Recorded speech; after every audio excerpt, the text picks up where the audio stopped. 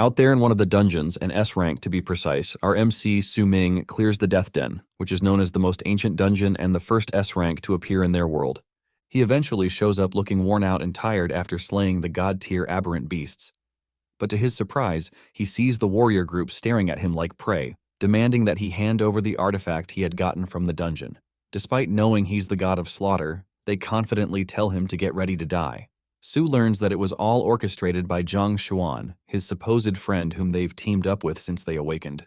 Now Zhang plans to strip Su of his powers. Su gets mad at him and prepares for a showdown by telling Zhang and his men to come for the artifact, the Divine Ring of Defiance. They see Su power up and note that he's using the ring's power, so as they plan to jump him, Zhang tells them to wait because the plan will soon be complete. From the sky, Ren Xiaomon approaches Su, who is surprised to see her show up. She hugs him and tells him that she heard he's being plotted against, so she came to help. Su assures her that there's no need to worry. After all, he has the divine artifact, so they are no match for him. But Su asks her the question that lingers in his mind, wondering how Zhang and the others know his whereabouts, and to his surprise, Ren stabs him in the gut before informing him that she was the one who told them. Horrified and surprised, Su asks her why she had turned against him, but Ren activates a spell, and Zhang happily yells that the plan has been completed. He tells her to activate prison formation, and immediately, Ren runs to his side while chains come out from Su's wound. On that spot, Su realizes that Ren had betrayed him long ago and partnered up with Zhang just for this moment to get the artifact. Su curses them after seeing that he was only used as a tool for their gain, and immediately, they charge at him to get rid of him and get their hands on the artifact. From nowhere, skeletons appear, and a lady named Ji Yao yells at the warriors to stop. The skeletons block the attacks while Ji Yao tells Su not to give up. Zhang sees Yao and tells her that she has a death wish because no one can save them from the number of masters among the warriors who'll face them. As the opposition rains their attacks, Zhang pulls out his blade and cuts Yao. Su screams as he sees Yao fall, and just when Zhang approaches him to cut him down, Su grabs the chains while gritting his teeth in pain, and he forcefully breaks them. The others who witnessed it are stunned after seeing Su use a divine-level technique, which was only possible thanks to the artifact. Su rushes to Yao and asks her why she showed up despite the number of times he let her down. She weakly reaches for his face and tells him that if he must die, then she would die with him. Moved, Su lifts her and angrily declares to everyone watching that he vows on his title as the god of slaughter to hunt and kill every one of them if he's ever reborn. They see Su moving back to the Death's Den and worriedly rush to stop him from taking the artifact with him, but Su takes out the ring and tosses it while jumping into the dungeon with Yao. Later, he regains consciousness while wondering if he's dead, but he sees he's at the academy. Not only that, but he's at the 127th awakening ceremony. There, the 18-year-olds awaken, and their future paths are decided based on the area of their awakening. Su looks around and recalls reliving such an event. He confirms everywhere is real and realizes that he has regressed to when he was 18. He sees that the people called to have their abilities checked are exactly as it had happened, meaning no deviation from the way things were. He smiles happily after learning he's been reborn, and the memory of his friend's betrayal flashes before his eyes. Suddenly, Zhang successfully awakens as the Magic Hammer Warrior. The students hail him after seeing that his innate attribute is an 8-star level. While the others glaze him and his family background, Su stares daggers at Zhang. Suddenly, Yao shows up and tells Su she's been looking for him. He stares at her surprisingly, and she wonders if she's got something on her face. Su then tells her he's congratulating her in advance. While she wonders what he meant, Su notes he's happy to see her. The announcer calls Yao next, and when she touches the heavenly stele, they all realize that she has awakened a hidden profession just like Zhang, but this time around, it's Necromancer with star level 7. Everyone is shocked that their set has 2 hidden profession awakeners, which seems like an overkill. Lastly, Su is called to touch the heavenly stele. As he walks there, his mates dismiss the possibility of him being the 3rd professional awakener just because he is an orphan. In the country known as the Blue Star, after the first set of awakeners decades ago, people began to awaken when they reached 18 by participating in an awakening ceremony. The awakened are known as the elite, who have the powers to bend the rules of the nation and amass wealth, but they must face ferocious beasts, terrifying dungeons.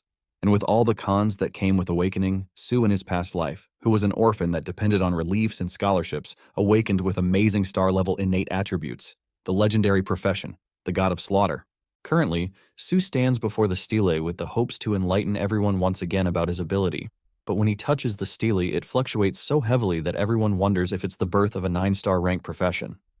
But to everyone, including Su's surprise, the Ring of Defiance appears from the stele. He grabs it and sees that the artifact traveled through time to meet him. As soon as he touches the ring, a status window pops up and classifies him as the strongest beast slayer, his mythical profession, the sword god.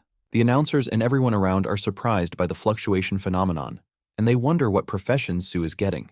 Jang, on the other hand, wonders why Su isn't moving. Meanwhile, Su looks at the pop-up window and wonders why his profession has changed from god of slaughter to sword god. He scans his fingerprint, and his golden talent is the sublimation of all things. He goes through the stats and realizes that his level will be higher than that of his past life. He opens his skill set and sees there is nothing there. But as he frantically tries to operate the status window, the others wonder what is taking him so long. The system eventually answers him and scans the Ring of Defiance, and after identifying it, a bright light bursts from the stage and goes straight into the air. Everyone there looks into the air and sees that Su is star level 10. Unfortunately, he is awarded the profession, Sword Controller. Everyone is shocked at his level, and they wonder if they have 3 students with hidden professions. The problem is that the Sword Controller isn't a high-class profession, so the 10-star level seems like a high potential for a low-grade profession. When Su returns, his classmates snicker at him and note that Su will have to cultivate twice as much as others to get points matching others. They look down on him and note that the maximum he'll ever get from that profession is to act as a support in battle. Despite all their sadistic remarks, Yao happily congratulates Su and calls him amazing for his 10-star talent. She believes he won't have any problems growing stronger in his profession. Su thanks her for encouraging him and opens up to her by saying that everyone else's reaction was what he wanted. She doesn't understand what he means, but as soon as Ren is called up to the stage to check her profession, all the boys start cheering for her. Yao admires Ren and talks about how Ren is their school beauty. Just like others, everyone anticipates her new profession, but to Yao's surprise, Su walks off and tells her he's not interested. What haunts Su is the fact that Ren had used his talent and betrayed him without hesitation. As he walks off, he notes that he'll have his revenge. On the streets, Su sees there's no change to the environment like he remembers it, and the only exception is his new profession. Su checks his status window and sees his concealment skill, which is one of the 4 skills of his previous life, available in his skill set. The status window adds his former skills to the skill catalog and shows him he's at the very first level. Su plans to hide as much as possible about himself to avoid being used like his past life. Based on the way things occurred in the past, he expects a novice dungeon challenge to show up the next day. Knowing fully well that it'll be a breeze for him, Su realizes he has to defeat a particular boss during that event, and for that he'll need good equipment. Meanwhile, Ren stays with Zhang in a hotel suite, and she calls him mischievous for having her over right after the end of the awakening ceremony. He gets pissed upon hearing about the ceremony because Su had robbed him of everyone's attention due to his star level. Ren quickly pacifies Zhang and then tells him that Su will be of use to them in the future, thanks to his high stats. She shows Zhang her phone to prove how Su used to like her, so she types a message which she plans to send to Su to get him to work with her. Su, on the other hand, arrives at the equipment store in the city, and he sees students from nearby schools checking the place out, which means that they too have completed their awakening ceremonies. Su checks around and sees a group of students talking about a Tyrant Frigid Sword, a very expensive diamond-grade weapon that can freeze monsters. As Su passes them by, he smirks as he notes that the sword is actually a fake, which is due to the occurrence in his past life. Suddenly, Jiang Lan from the Jiang conglomerate shows up and introduces herself to him as a worker who knows him. Unable to recall her face, Su tells her he doesn't know her, but that's fine because she wants him to help her sister, Jiang Yuncheng, in the upcoming novice dungeon. To Lan's surprise, Su refuses, but she reminds him that he is poor and will readily cover for any equipment he buys. On hearing this, Su points to a frosty sky sword that's worth 1,000,000 advent coins, and Lan tells him he's making things difficult for her. She asks him if he thinks he's worth the amount, but he reminds her that she was the one who said she would grant him his request. Because of this, Su tells her that there are situations that financial power can't help, so Lan should ensure Yunqing puts in all her efforts for the dungeon test. Lan's guard nearly acts up, but she stops him and leaves with him. Everyone around is shocked that Su played such a hotshot. Su suddenly gets a message from Ren, who tells him she has a change of heart towards him and would like to meet him on the rooftop. He sees that things are still progressing like they did in the past, so he accepts her invitation. After that, he goes to another segment in the store where they sell sword stones. In reality, it's very rare for the sword stones to transform into graded weapons, since most of the sword stones are scraps. The secretary tries warning Su about it, but he doesn't back off and tells her he's ready to gamble his luck since the stones are cheaper. Meanwhile, Su uses one of his skills known as the Eye of Intent to check the stones out till he lands on the surest one. The eye helps him see all the fundamental information about all matters. With that, he selects the raw material and buys it dirt cheap for 50 advent coins. Yang Ding, a rich bully and his sidekick, see what Su is up to and they make fun of him for being foolish to reject the offer from Jiang's conglomerate and sticking to buying a scrap. To crash their ego, Su tests them by wagering 5,000 advent coins if he gets a silver weapon. They laugh at him and conclude he has some screws loose, so they accept the deal. Su immediately grabs his chance by using his Eye of Insight skill to draw out the weapon in the swordstone. To everyone's surprise, he pulls out a black iron crimson-edged sword, a low-grade silver weapon that drinks monsters' blood and heals its master. Su calls it a good weapon, which is perfect for his date later that night. Young Ding realizes he's been had and watches as Su says the weapon has a lifesteal effect, which means he won't need a healer. Su then demands his money, and Young Ding reluctantly pays it to him. The receptionist checks out the sword and finds it hard to believe because it's been years since someone pulled a good sword out of the rocks. Su then meets her for a scabbard and purchases one with the 5,000 advent coins he just got. His status window immediately informs him that the scabbard will reduce the sword degradation by 50%. It asks if Su would like to open the hidden materialization function, but Su declines and declares he's going to raise the grade. With that, Su takes his leave, and as he heads home, he checks his status window and wonders why he doesn't have any single profession skill attached to his sword god title. But on the professional talent tree, he has the sublimation of all things, a skill that can upgrade all loot, but it can only happen once. Su applies it to his weapon, and it gains the bloodthirst effect, making 2 abilities. 1, the Blood Drinker, an ability that heals the owner after cutting an opponent. The second one temporarily increases the owner's stats by 5 points for 30 seconds. After reading up on them, Su opens the hidden weapon materialization and notes that preparation for the next day's dungeon raid is complete. Later that night, Su goes to the rooftop where he sees Ren waiting for him. She acts like a vixen, telling him he's late, but she freaks out when she sees him hurl his sword at her. It lands a few feet away from her, and she asks him out of fear about what's wrong. Su tells her that he has shown up for revenge, but she doesn't know what he's talking about, so she tells him she came because she took the initiative to ask him out since he liked her, but now she finds it strange that he wants to kill her. Su immediately recalls how she approached him right after the awakening ceremony in the academy ended, and for the first time, he received her concern. From then on, she talked to him till he eventually asked her out and they started dating. They were the days he treasured the most due to the times they spent together, but having realized that they were fake, Su candidly tells Ren about how he's aware of her ploy with Zhang to use him. Surprised, Ren tries to cover up, but Su doesn't let her finish, and he calls her a shameless hoe. At that point, she snaps and admits that if not for his talents, he wouldn't stand a chance to talk to her.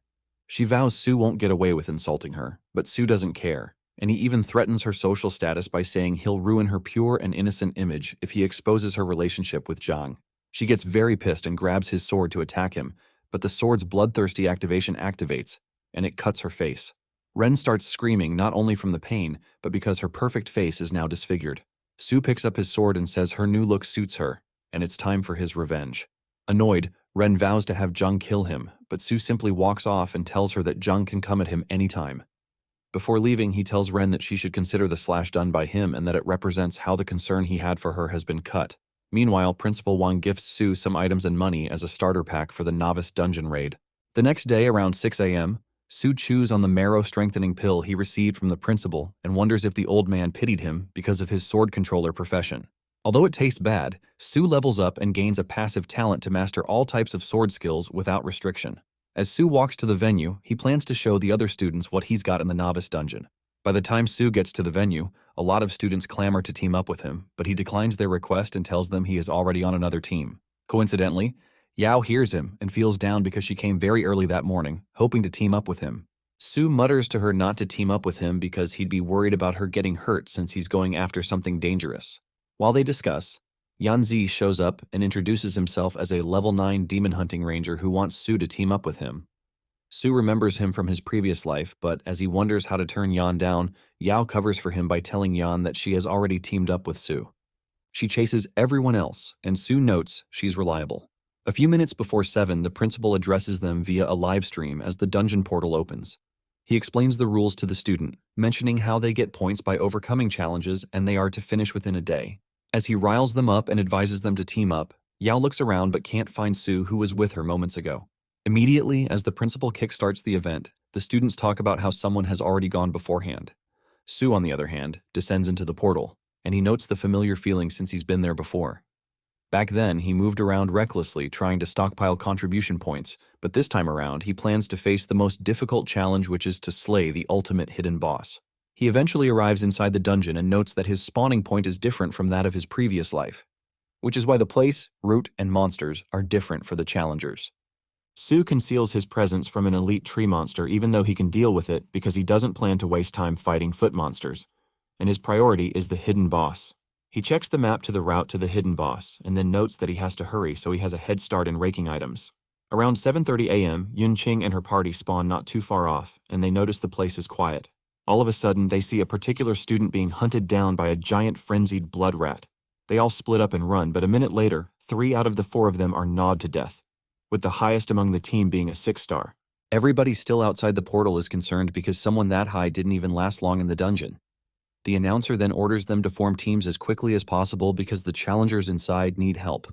Meanwhile, Yunqing, the only survivor of her team, runs so far that she loses track of where she's at. Out of the corner of her eye, she sees an ape monster, and the creature leaps at her with killing intent. Scared to the bone, Yunqing screams for help, and behold, the monster gets slashed multiple times by Su. While everyone else in the dungeon suffers from the monster's onslaught, Yunqing wishes she had stayed hidden, but as she sees Su easily cut down the ape, she realizes he's very strong and assumes the ape is dead. Su corrects her that the ape isn't dead yet, and she should be careful because he won't save her the second time. She quickly bolts to get reinforcement for him, but that's exactly what he needs, some alone time. Su uses his Eye of Insight and learns that the ape isn't ordinary but a mutated ape king, so he concludes that it's the reason the ape had survived his slashes. The ape charges at him, and Su sees that the creature is very fast. He evades its attack and then decides to challenge it in a speed contest. To do that, Su uses his third skill from his previous life, which is the Divine Shadow Step. Su attacks the ape, and as the primate tries to counter Su's slash-butt, Su appears right behind it and baits it with some slashes. The ape turns around and leaps at Su, but Su sees he outclasses it in speed and he finds it boring, so he goes for a finisher by lopping the head. As a result, the system rewards him with a linear slash scroll for successfully defeating the mutated Ape King. It's a low-tier bronze skill that Su says is perfect for the novice dungeon. Suddenly, Su is awarded first blood drawn for being the first person to kill a monster. Moments later, everyone receives the message that a sword controller has killed a monster. A lot of people from Su's academy assume he's the one, but some others dismiss it. After all, there are also sword controllers from other academies that are participating in the dungeon. As a result, everyone receives a healing potion. When Su hears his achievements with his title broadcast, he notes that he must be more careful by using the concealment skill to prevent them from knowing. As Su waltzes through the forest, he sees a pack of monster wolves and calls them the perfect specimen for his newly acquired slash skill he got from defeating the Ape King. He activates the skill known as the Iaido slash and then draws the blade from his sheath after focusing his mind. Immediately, a flying slash attack goes straight to the wolves, and the monsters barely have time to react before they're cut down one after another, their bodies collapsing as experience points flood into Su's system window. He continues the efficient slaughter without hesitation, steadily farming until his accumulated experience climbs to 8,000. At exactly 9:30 a.m., Su upgrades to level 9, and the system promptly notifies him that he has obtained the title called Legend of the Hungry Wolf. Glancing through his notifications, Su calmly reviews his success and acknowledges the efficiency of his Iaido skill, especially when paired with his sword's unsheathing ability, which releases the energy stored within the scabbard at the moment of draw. Curious, Su decides to test it further. He channels the accumulated energy and releases a sharp, crescent-shaped energy slash toward another group of hungry wolf monsters confronting him. However, to his surprise, a massive level 10 Wolf King suddenly emerges from the forest depths, and it effortlessly deflects the attack. Meanwhile, at 8:30 a.m., other rookies form parties and enter the novice dungeon to begin their trials. Thereafter, they encounter a mutated field mouse and engage it with everything they've got. The fight is messy, and there are casualties along the way, but after a hard-fought struggle, the creature finally falls. Hyped, the rookies cheer as they receive experience points and celebrate the defeat of a special monster. Riding the high of their victory, they decide they can't afford to fall behind the player who drew first blood and sent them potions earlier. However, they receive another message from the system, informing them about another player getting first blood on a leader monster. Surprisingly, the player is a level 9 fisherman who obtains the Leader of Leaders title with that achievement. Unease spreads through the group, and they wonder if the profession they once dismissed might actually be terrifyingly strong. 10 minutes earlier, Su steadily chips away at the Wolf King's HP, his movements precise and controlled. From his perspective, the beast is nothing extraordinary. With one final strike, he brings it down and calmly remarks that it's no match for a reincarnate like him. Following that, the system congratulates Su for defeating the silver-backed Wolf King and lists out his rewards. He gains 500 experience points, upgrades to level 10, and sees the proficiency of several skills increase. Loot from the fallen leader also appears in his inventory.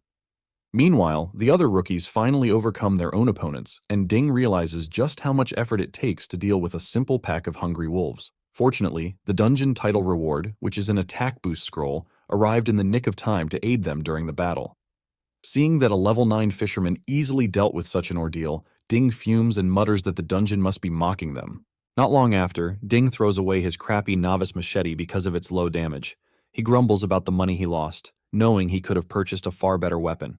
His lackey tries to praise Sue's luck, but the sore loser snaps at him to keep quiet, venting his frustration over having to bear the loss alone. He complains about his slow progress and blames the deadweights in his party. Furious, he hopes to meet Sue in the dungeon so he can vent his anger by sending Sue to the afterlife. The lackey tries to soothe his anger, and they soon return to grinding experience points. Elsewhere, Sue triggers his primary profession change task upon reaching level 10. The system informs him that the task will be randomly selected based on his current circumstances. Rather than feeling anxious, Sue feels grateful because in his previous life, he had already left the novice dungeon before he reached level 10, causing his task to scale to an E-rank dungeon he was challenging at that time. However, he still couldn't complete the task and had to grind up to level 15 before going back to complete it. This reduced the benefit of the rewards he got, but he decided to change the outcome in this new life. Soon after, the system assigns him a task, which is to defeat the Guardian of the Red Rock Cave, a powerful elite monster. Seeing the location, Sue relaxes because it's still within the novice dungeon and the task feels manageable. With a confident grin, he invests his accumulated points into agility. When the agility attribute breaks past 100, the system congratulates him again and grants him a sword god profession skill called Sword Martial Master. It is a passive, low-grade platinum skill that allows him to equip any sword-type weapon regardless of level requirements. Meanwhile, inside the meeting room of First Academy in Xuanjing City, a board member reports to Principal Wang about the compiled data from the rookie dungeon, specifically highlighting the top talents standing out. Principal Wang scans through the list before asking if any statistics are missing, since Sue's name is nowhere to be found. The board member calmly reassures him that nothing is missing and that the information reflects all the data returned from the dungeon without exception. She then draws his attention to the rookie who drew first blood in the dungeon. Based on the timing and anonymity, she suggests that the person in question is most likely Sue. Principal Wang pauses at that revelation to think about Sue's supposed underwhelming performance and questions his judgment since he gave the lad a novice gift pack, but he's still not in the top 500. Before he can think further, the doors swing open and Xuanjing City's vice mayor, An Ranling, barges into the meeting room. She confronts Principal Wang directly, demanding an explanation. Apparently, he had previously informed her of Sue's 10-star awakening, yet the rookie dungeon data her secretary provided shows no trace of him. From her perspective, the situation makes little to no sense. Principal Wang attempts to calm her down and advises her to reduce her expectations because even if Sue is a 10-star talent, people with his profession usually have slightly weak early-game combat power. However, Ranling keeps rambling and accuses Principal Wang of lying to her just to get more Heavenly Tower Council qualification tokens that year. Unrelenting, she goes on to point out Yan Zhe, a 9-star talent who's currently second on the rookie list, as the best candidate to compete with the neighboring city's genius, Li Chen Guang. She also suggests the Zhang family's legitimate son, Zhang Tang, as another potential since he has 8-star talent and a cool hidden profession. After analyzing these potentials, she decides to give Principal Wang 2 qualification tokens, even though every school should get a minimum of 3. She claims it's because the academy has been flopping for the past 2 years and then threatens to give him no slot in the coming year if they underperform this time.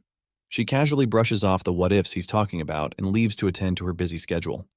Shortly after, Principal Wang looks at the tokens, disappointed because he couldn't secure an extra slot with Sue's talent but instead got one less.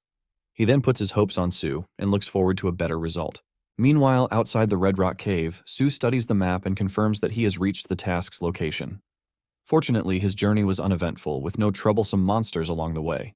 However, he never explored this cave in his previous life, leaving him uncertain about what lurks inside. Exercising caution, he steps in carefully only for a level 6 gold-digging goblin to appear without warning. Reacting instantly, Sue turns it into minced meat with swift precision before it alerts the whole cave.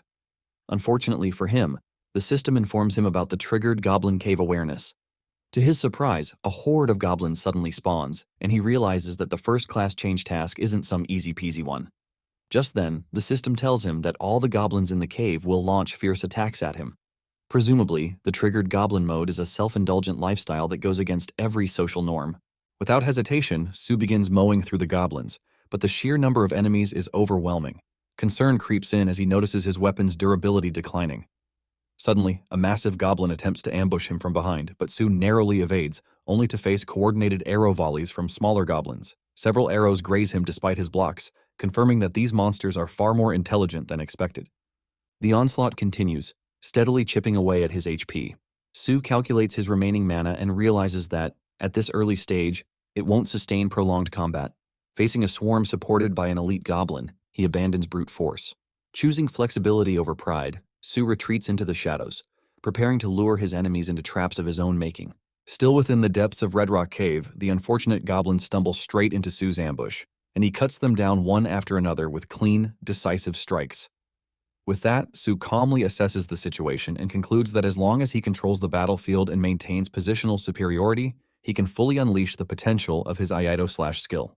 Soon after, he clears out every remaining small goblin, leaving only the elite variant standing. Meanwhile, outside the cave, several rookie players linger near the entrance, hesitant to venture inside because of its difficulty. Among them are the two unlucky individuals who lost a sword bet to Su days earlier, Ding and his lackey. They argue quietly about whether Su or anyone among their peers would truly challenge a cave known for spawning monsters at level 7 and above. Just as the debate heats up, they notice someone exiting the cave, and it happens to be their nemesis, Su. Now, at level 11, Su casually aura farms as he checks the system notifications detailing his rewards, while his presence exudes confidence. However, he is interrupted by Ding, who lunges from behind, aiming for a decisive strike. Su reacts instantly, sidestepping with ease as the attack misses entirely. Fueled by resentment, Ding orders his lackeys to surround Su and prevent any escape. Unfortunately for them, Su has no intention of running. As Ding rants about settling old scores, he realizes that Su has already forgotten the incident that was a big deal to him. Enraged by Su's laid-backness, he orders his henchmen to eliminate Su on the spot. As the group charges forward, Su decides it is the perfect moment to test a newly acquired skill.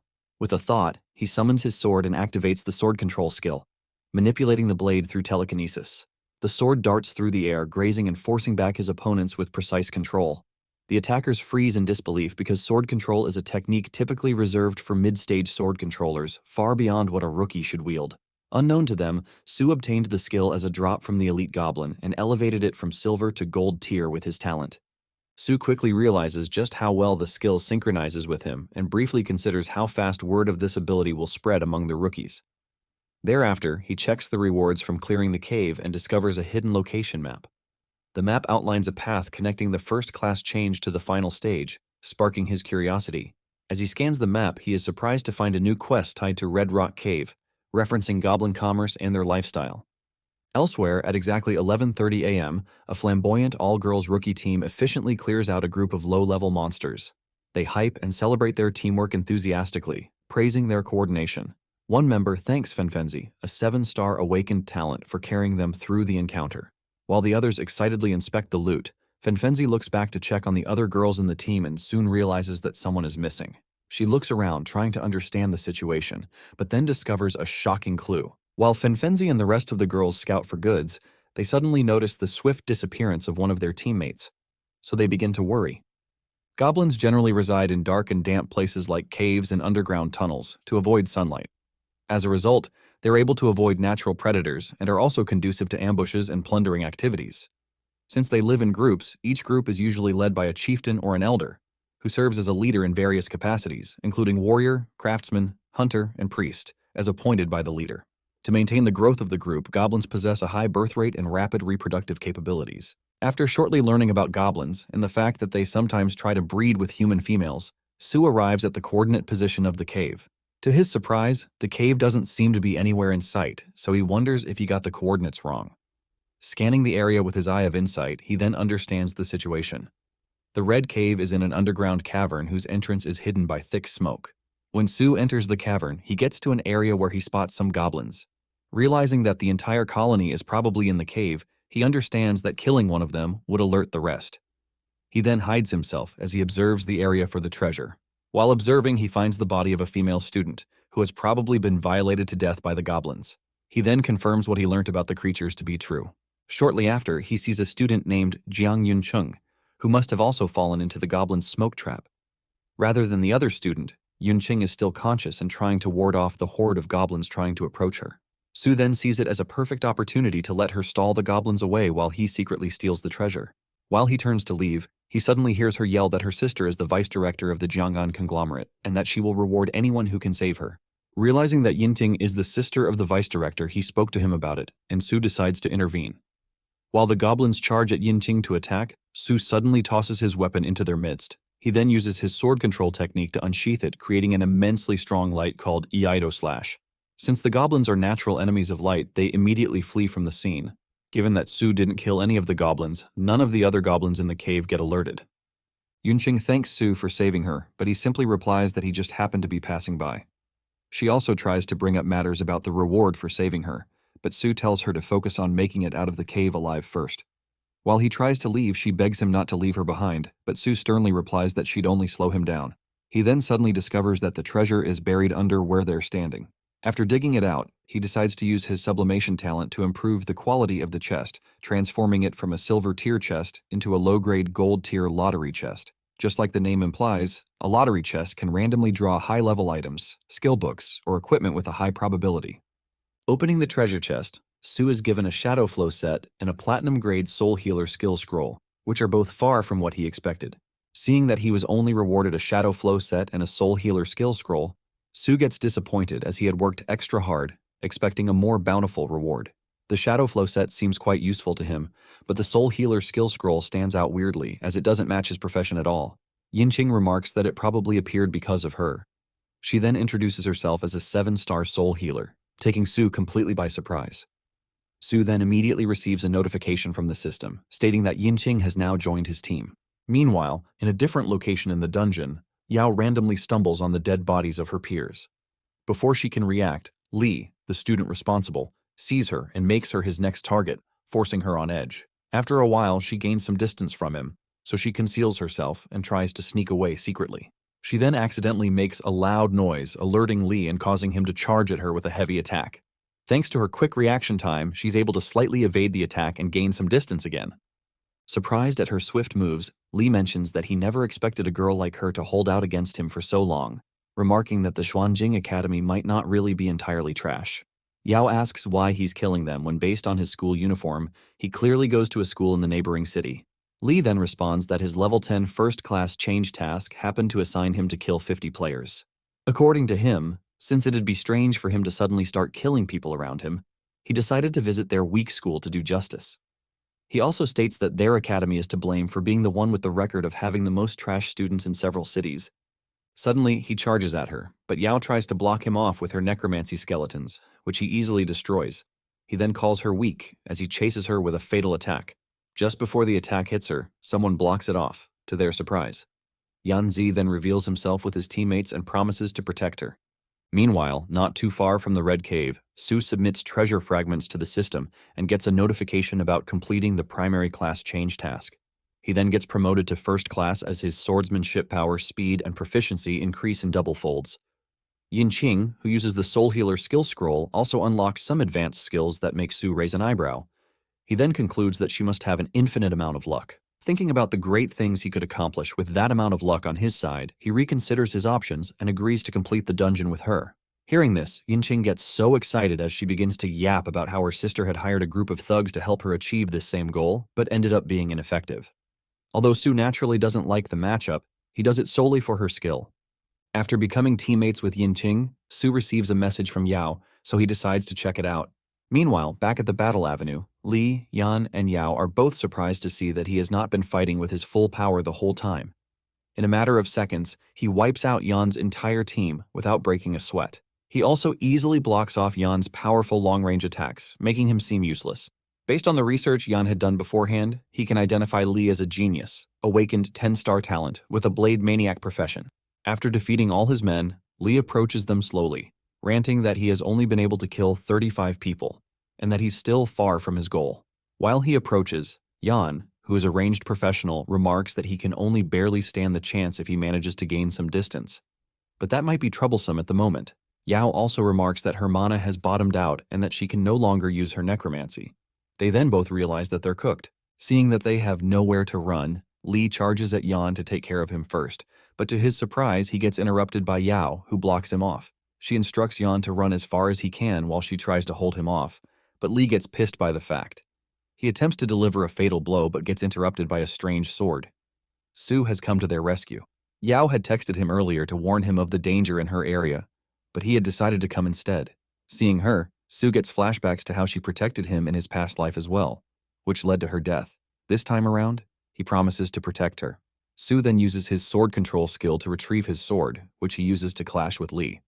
Seeing him, Lee identifies him as the level 10 sword controller he heard about, but he doesn't expect him to have the upper hand, as he's only a controller.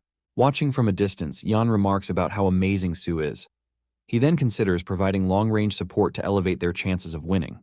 Suddenly, he and Yao feel the impact of someone using healing magic on them.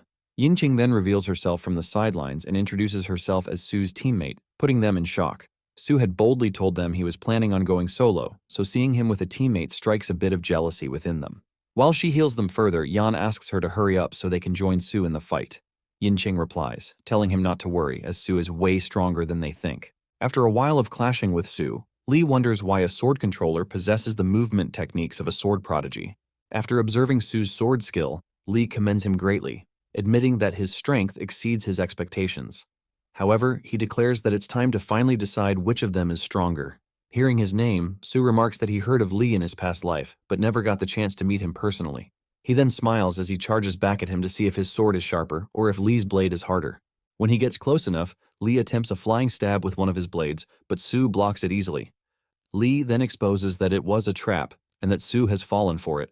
According to him, the blade energy drawn by his blade's flying stab attack is enough to lock the enemy in place for another attack. He tosses his second sword at Su, but Su easily tosses his sword as well to block the attack. He then uses his sword control technique to redirect the bearing of the sword, making it charge at full speed at Lee, who is now weaponless. Lee manages to dodge the attack but gets grazed in the process. He then picks up his sword and charges at Su to retaliate, but Su evades all his attacks easily, getting him more frustrated. Shortly after, Su controls his sword back while trying to spite Lee. Yinqing, on the other hand, completes the healing process, so Yan and Yao try to rush over to support Su. To their surprise, when they get there, they find out that he has already defeated Lee. While Su turns around to leave, Lee gets up and uses his last energy to attempt a deadly attack, which catches Su completely off guard. It's his strongest skill, which he has been saving for last. It encompasses a rainforest rapid blade attack, which unleashes a series of continuous slashes into the area. Seeing how the tides have turned, Yao tries to rush in to save him, but Yan stops her, telling her she'd only be throwing away her life in the process. Still, she struggles to set herself free, stating that she doesn't mind dying as long as she can save Su. Su then responds, telling her to listen to Yan and not get close.